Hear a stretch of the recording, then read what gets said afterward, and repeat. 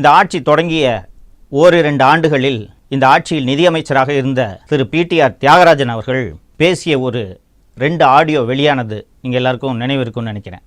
Both of them suddenly realized they made more money over here than they had over in their lives. And now it's getting to be a problem how to handle it, how do you get covered, how do you get it there. And what do you make 10, 20, 30, 50%? Simply we pay it back to because it's one. I mean, look at the little about being they could bring about making yourself a prostitution.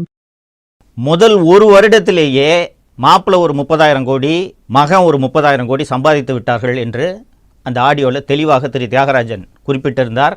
அதன் காரணமாக அவரது நிதியமைச்சர் பதவியையும் அவர் இழந்தார். தோழர்களே, முதல் வருடத்திலேயே ஒரே வருடத்தில் 60,000 கோடி சம்பாதிச்சிருக்காங்கன்னா இந்த 5 ஆண்டுகளில் இவர்கள் எவ்வளவு கொள்ளையடித்திருப்பார்கள் என்பதை நீங்கள் நினைத்து பார்க்க வேண்டும்.